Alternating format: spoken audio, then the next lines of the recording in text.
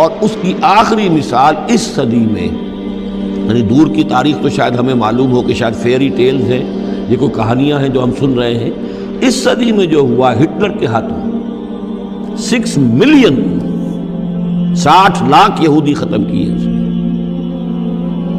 پورا مشرقی یورپ کا یہودی جو ہے کھینچ کھینچ کر وہاں سے پکڑ پکڑ کر، جہاں تک ہٹلر کی حکومت بنی تھی، جہاں تک اس کے جو گئے تھے فتوحات کا دائرہ، وہاں سے یہودیوں کو کھینچ کھینچ کر کنسنٹریشن کیمپس میں لایا گیا۔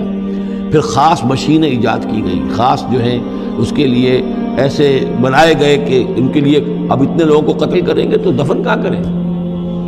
کیا کریں، how to dispose of the dead bodies. تو اسپیشل پلانٹ بنائے گئے کہ ایک بڑے سے ہال میں داخل ہو رہے ہیں، وہاں سارے کپڑے اتروا لیے تاکہ یہ کپڑے بھی استعمال ہوں بعد میں۔ کہا یہ جاتا تھا کہ تمہارے کپڑوں میں جوئیں پڑ گئی ہیں تو جوؤں کو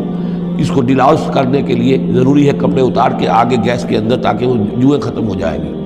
پھر ان کے بال اتروا لیتے تھے، عورتوں کے بال بھی شیو کر لیے، مردوں کے بھی، ان بالوں سے قالین بنائے انہوں نے جو نازیوں نے اپنے دفتروں میں بچھائے،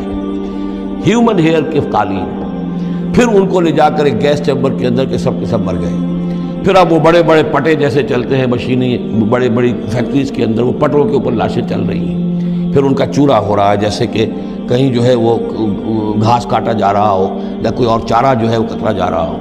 پھر کسی خاص قسم کے کیمیکلز کے اندر ان کو تحلیل کیا کہ آخر میں کیا نکل رہا ہے، نہ کسی گوشت کا پتہ، نہ خون کا پتہ، نہ ہڈی کا پتہ، کسی شے کا پتہ نہیں، ایک بدبودار سیاہ رنگ کا مائع باہر نکل رہا ہے، اور اسے وہ لے گئے اپنے کھیتوں میں اور اسے بنا لیا کھاد۔ یہ کام اس صدی میں ہوا ہے، ہولوکاسٹ۔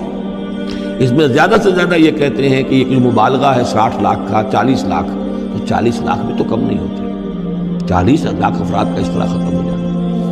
استأذن ربک لیبعثن علیہم الی یوم القیامہ، ان کا آخری وقت تو اب آنے والا ہے، وہ زیادہ دور نہیں ہے، لیکن اس سے پہلے جیسے شمع بجھنے سے پہلے بھڑکتی ہے،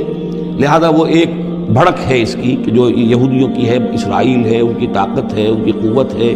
عربوں پر وہ چھائے ہوئے ہیں۔ اور واقعہ یہ ہے کہ مسلمان جس عذاب کے مستحق ہو چکے ہیں،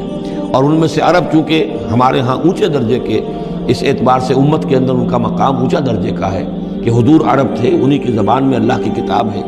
اور ان کی جو اللہ تعالیٰ کے دین کی طرف سے جو انہوں نے پیٹھ پھیری ہے، لہذا اس کی جو سزا انہیں مل رہی ہے وہ یہ ہے کہ ایک مغضوب علیہم قوم کے ہاتھوں ان کی تذلیل ہو رہی ہے، ان کے سامنے جھکنا پڑ رہا ہے۔ جن کے ساتھ کسی ایک کمرے میں کبھی بیٹھتے نہیں تھے،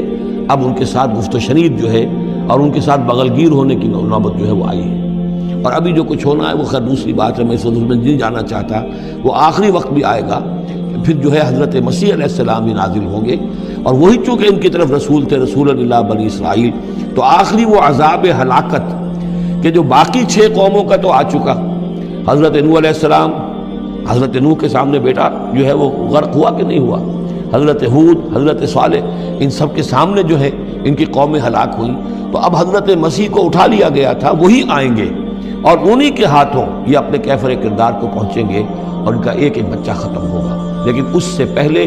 ان کے ہاتھوں مسلمانوں پر اللہ کے عذاب کے بڑے کوڑے برسیں گے۔ To add insult to injury,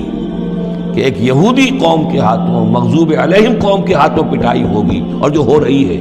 لیکن یہ کہ ابھی شدید تر صورت میں اس کا شروع ہونے والا ہے معاملہ۔ کوئی دنوں کی بات ہے کہ مسجد اقصی شہید کر دی جائے گی، اور پھر ایک طوفان جو ہے